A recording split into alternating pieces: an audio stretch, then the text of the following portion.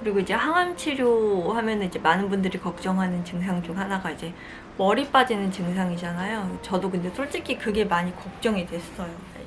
이제 일주일치 이제 약이 다 들어가고 한 열흘 정도 지나니까 머리카락이 빠지는 게 보이는 거예요. 머리 이렇게 한번 쓱 쓸어 넘기면은 손가락 사이에 머리카락 다 묻어 나오고, 자고 일어나면은 마치 그 베개에 머리카락 막 다 떨어져 있고. 그래서 처음에는 솔직히 좀 우울하더라고요. 내 머리카락이 이렇게 빠지다니. 그렇게 좀 우울했는데, 그래도 머리카락만 빠지는 게 어디냐라는 거에 좀 감사했어요. 이제 심한 경우는 눈썹 털도 빠지고 막 그 모든 몸에 있는 모든 털이 이제 빠지는 경우도 있다고 그러더라고요. 그래서 그냥 생각을 좀 바꿔서 그냥 이왕 머리카락 다 없어지면은 삭발하게 되면은 그냥 가발 예쁜 거 사서 못 해봤던 스타일도 해보고 하지 뭐, 약간 이런 생각으로 가발을 좀 알아보고 그러면서 시간을 보냈어요. 저는 이제 머리는 이제 무균실에서 간호사 선생님들이 바리깡으로 이렇게 밀어주셨어요. 머리 이제 자를 때는 막 울고 그렇다기보다 그냥 머리카락이 잘려 나가나 보다라는 생각이 들었고, 다른 것보다 이제 머리 자르고 나서 이제 다 이제 밀고 나서 거울을 봤는데 충격이었던 거는 이제 제 남동생이 머리를 삭발인 상태로 좀 지냈던 기간이 좀 길었어요. 근데 그때 남동생 모습하고 너무나도 똑같은 거예요, 머리 민 모습이. 그래서 사진 찍어서 이제 가족 카톡방에 올렸는데 엄마랑 아빠도 이렇게까지 똑같을 줄은 몰랐다고 이제 그렇게 얘기를 했고요. 그 와중에 이제 제 남동생은 그 사진을 보고 누나 그래도 내 머리숱보다는 많은 것 같다라고 그렇게 얘기를 해서 좀 웃었습니다.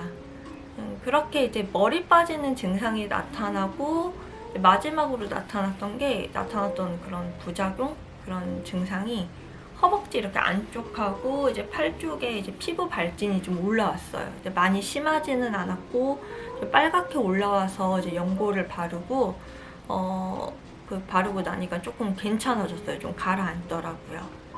이제 항암약이 들어가면은 이제 모든 혈액 수치들이 이제 다 떨어져요. 그래서 다 떨어지고, 그래서 그때 이제 수혈을 이제 자주 받았고요. 이때 지정 헌혈을 주변에 부탁해서 거의 이제 매일 혈소판, 전혈 이렇게 수혈을 받았던 기억이 납니다.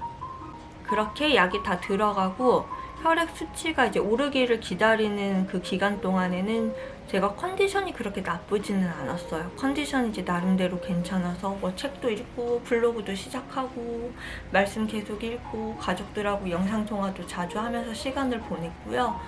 근데 이제 수치가 이제 계속 이제 올라야 되는데 오르지 않으니까 교수님이 골수 검사를 좀 해야 되겠다고, 다시 해야 되겠다고 이야기를 하셨는데 5주가 좀 지나고 나니까 백혈구 수치랑 호중구 수치랑 게 조금씩 이제 올라가더라고요. 그래서 원래 호중구 수치가 이제 500이 넘으면은 무균실에서 일반 병동으로 옮겼다가 또 1500 이상이 되면은 퇴원이라고 이제 얘기를 해주셨는데, 호중구 수치가 한 200 조금 넘어갔을 때 교수님이 회진 오셔갖고 내일 모레 퇴원하죠 그러시는 거예요. 그래서 오히려 제가 내일 모레요? 벌써 퇴원해요? 호중구 수치 아직 500도 안 되는데요 교수님? 그랬더니 교수님이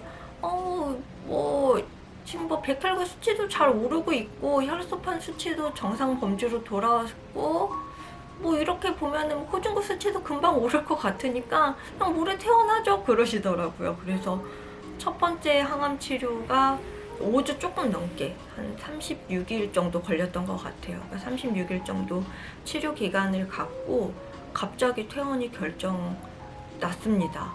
그게 퇴원이 결정 나면서 그 마지막으로 그 종기 났던 부분 있잖아요. 여기 엉덩이 쪽에 그 부분을 확인하려고 외과 쪽에 전공의 선생님이 오셨어요. 그래서 원래는 이제 그 부분이 그 수술을 했던 부분이 범위도 좀 컸었고 이제 깊이가 좀 깊었어요. 그래서 나중에 저 담당 교수님도 이거 치료 마치고 나서 꿰매는 거 해야 될 것 같은데 라고 이야기를 하셔서 이거를 진짜 해야 되는지 이제 확인차 이제 전공의 선생님이 이제 오셨는데 이제 상처를 이걸 보시더니 굳이 꿰매지는 않아도 될 것 같은데 그래도 마지막에 이거 남은 거 보름 조금 짜내자고 짜야겠다고 진짜 무지막지하게 상처 부위를 누르시는 거예요. 그래서 사람이 약간 방어를 하잖아요. 무의식적으로 이렇게 너무 아프니까 선생님 손을 제가 탁 막았어요. 그랬더니 선생님이 완전히 정색하시면서 내가 이런다고 안 할 것 같아요? 얼른 손 치워요. 빨리 이거 끝내버리게 하고 그렇게 이야기하시면서 마지막 남은 보름을 짜내고 드레싱을 했습니다. 태어나는 날 아침에는 그 시크만 카테터를 제거를 했어요. 그러니까 제거는 뭐 따로 내려가지 않고 그냥 거기서 그냥 쑥 뽑으시더라고요. 잠시 숨 참으세요. 그러고 쑥 뽑아내고 그거를 카테터를 제거를 하고 근데 그 카테터 제거할 때 그때 조금 뭐가 잘못됐는지 한 2, 3일 정도 통증이 좀 굉장히 심했어요. 이쪽 팔 움직일 때 약간 찌릿찌릿한 그런 게 좀 남아있어서 나중에 교수님께 말씀드리니까 이거 뺄 때 약간 신경 쪽을 잘못 건드렸을 수도 있다라고 이야기를 해주시더라고요. 근데 시간 지나고 나서 조금 많이 괜찮아졌어요. 네, 그렇게 갑자기 시작된 1차 치료는 10월 중순에 시작해서 크리스마스 직전에 이제 끝이 났어요. 그러니까 솔직히 이제 1차 치료는 처음 치료를 하는 거다 보니까 그 기준이 없잖아요. 그러다 보니까 진짜 이렇게 아픈 게 맞는 건가? 아니면은 이렇게 괜찮은 게 맞는 건가? 그 중간을 계속 왔다 갔다 하면서 병원 생활 자체에 적응하면서 시간이 갔던 것 같아요. 그러니까 병원 생활은 아무래도 적응하는데 시간이 좀 걸렸어요. 그러니까 중간중간에 막 갑자기 병실 전체에 막 별관 8층 코드블루 막 이런 거 경고음 뜨면은 막 무섭고 갑자기 막 옆에 병실 환자분이 뭐가 잘못되었는지 막 밖에서 계시던 간호사님들 막 들어오셔서 막 누구님 눈 뜨셔야 돼요. 지금 눈 감으면 안 돼요. 라는 소리 들리고 막 처치하는 소리 들리고 이럴 때 막 무서워갖고 나도 저렇게 되면 어떡하지? 라는 생각에 약간 공포심이 좀 많이 들었고요.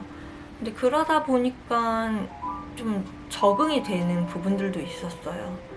이제 그래도 병원에 있다 보니까 그 입원 전에 저한테 주어졌던 당연하다고 생각했던 일상이 얼마나 소중했던 건지 좀 알게 되는 시간이었고 또 주변 사람들의 소중함 진짜 그 지정 헌혈 이렇게 들어오면은 이 지정 헌혈이에요 라고 이제 이야기를 해주시는데 그게 굉장히 고맙고 또 이제 소중하게 느껴지더라고요. 그리고 다른 것보다 옆에서 얼마나 그 의료진들이 고생하는지 또 얼마나 많이 힘써주시는지 알게 되는 그런 시간이었던 것 같아요.